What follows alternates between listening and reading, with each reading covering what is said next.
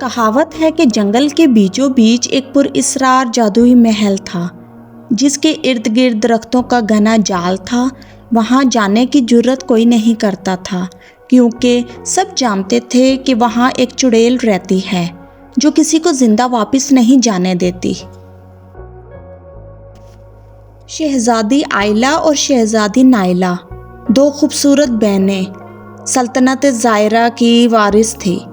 ایک دن وہ شکار کے لیے جنگل کی سیر پر نکلی، مگر وہ راستہ بھٹک گئی۔ جیسے ہی سورج غروب ہوا، ایک پراسرار آواز نے انہیں متوجہ کیا۔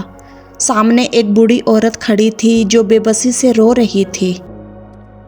بیٹیو، میں بہت بھوکی ہوں، کیا تم میرے ساتھ میرے گھر تک چلو گی؟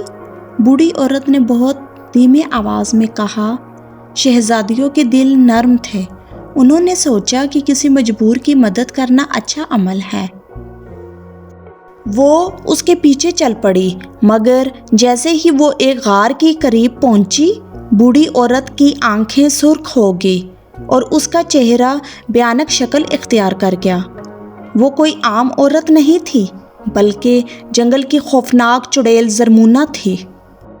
چڑیل کہکے لگانا شروع ہوگی کہ اب تم دونوں میری قیدی ہو، اور جادوئی زنجیریں اچھال کر دونوں شہزادیوں کو باندھ دیا۔ چڑیل نے انہیں اپنے محل میں قید کر دیا۔ وہ محل عجیب و غریب تھا، ہر دیوار سے خوفناک سائے جھانکتے، روشنی جیسے اندر جانے سے ڈرتی ہو۔ چڑیل نے کہا، جب چاند کی اگلی رات آئے گی، میں تمہاری روحیں اپنے جادوئی آئینے میں قید کر لوں گی اور تم ہمیشہ کے لیے میرے غلام بن جاؤ گی۔ آئلہ اور نائلہ نے اپنی طاقت سے زنجیروں کو توڑنے کی کوشش کی، مگر سب بے سود تھا۔ وہ بے بسی سے محل کے در و دیوار کو دیکھنے لگی، جب اچانک انہیں ایک روشن چمک نظر آئی۔ وہ روشنی ایک سونے کی تلوار سے آ رہی تھی۔ یہ وہی تلوار تھی جو صرف ایک بہادر دل والا ہی نکال سکتا تھا۔ ادھر سلطنت میں شہزادیاں غائب ہونے کی خبر ہر طرف پھیل چکی تھی۔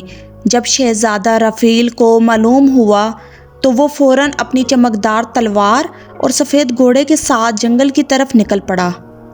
وہ چڑیل کے محل پہنچا تو اس نے دیکھا کہ شہزادیاں قید ہیں اور چڑیل جادوئی الفاظ پڑھ رہی تھی۔ شہزادے نے سوچا اور پوری قوت سے اپنی تلوار نکال کر چڑیل پر وار کر دیا۔ چڑیل نے چیخ ماری، مگر یہ کوئی عام تلوار نہیں تھی، بلکہ وہی تھی جو چڑیل کے جادو کو توڑ سکتی تھی۔ جیسے ہی تلوار نے چڑیل کو چھوا، وہ دھواں بن کر غائب ہو گئی۔ زنجیریں خود بخود کھل گئی، محل کی تاریکی روشنی میں بدل گئی اور دونوں شہزادیاں آزاد ہو گئی۔ شہزادہ رافیل انہیں لے کر سلطنت واپس آیا، جہاں جشن منایا گیا اور ہمیشہ کے لیے چڑیل کا خوف ختم ہو گیا۔ اسی طرح دلچسپ کہانیاں سننے کے لیے ہمارے چینل کو سبسکرائب کریں۔